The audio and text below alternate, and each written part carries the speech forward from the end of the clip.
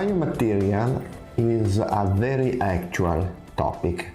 Many times we talk about which could be the best properties that a biomaterial needs to have. Because of my experience as oral surgeon and because of the review I wrote with some friends of mine, I'd like to share my experience on this topic with all of you. And as Albert Einstein says, we have to start from the biological point of view in order to understand why we have to put our biomaterial inside our defects. And we need to keep under consideration a main difference between regeneration and/or reparation.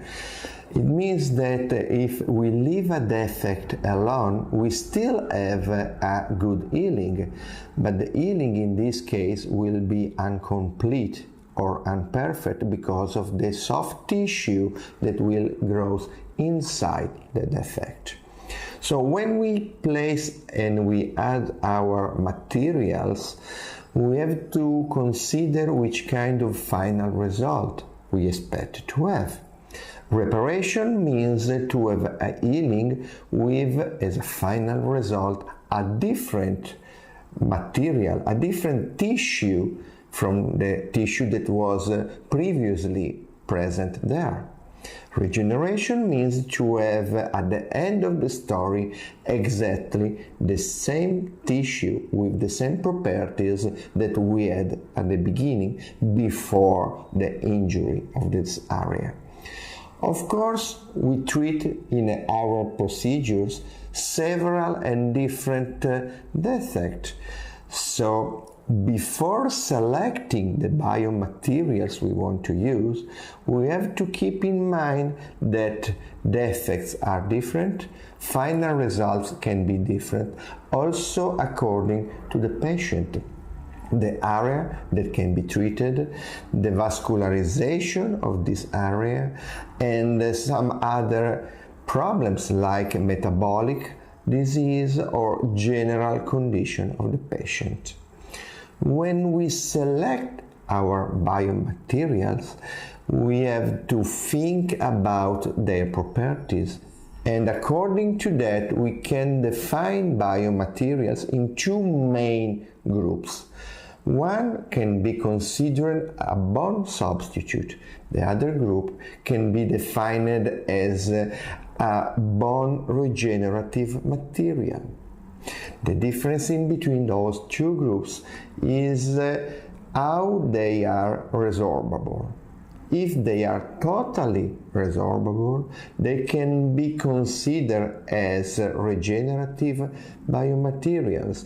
Because of the end of the healing processes, we will not find anymore the biomaterial that was implanted inside the defect. If we have a non-resorbable biomaterials, they can be considered as a bone substitute, and the final result will always be a reparation because some particles, some components of the biomaterial will remain there.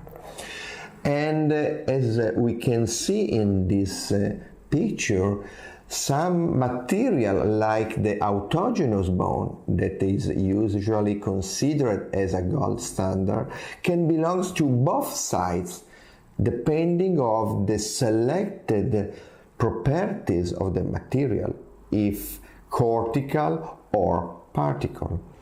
And in the same concept, all the other biomaterial can be divided between the two lists. The only one that belongs to only one side, to only one list, is the xenogenic biomaterial, that because non-resorbable by definition will always remain in the side of bone substitute. Biomaterials interact with the healing processes, especially in the two first healing sites, One is the early healing, and the second one is the remodeling of the bone.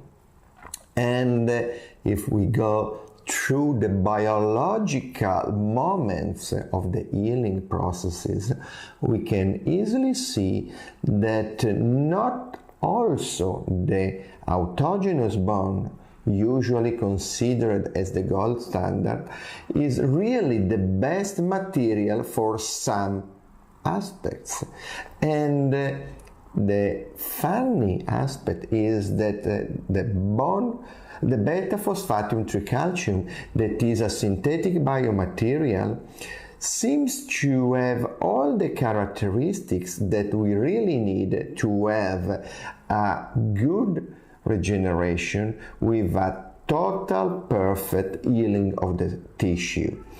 So given that, I think that if we want to define not really the best in the world, but at least one of the better material we can select for the everyday use in our practice, I think that beta-phosphatium tricalcium can fulfill the expectation of a normal dental use, not only for the oral surgeon, but also for the normal dentist, because of the characteristic of this material that, given that is totally resorbable, safe because synthetic, and not expensive, can be easily used for several use in our dental practice.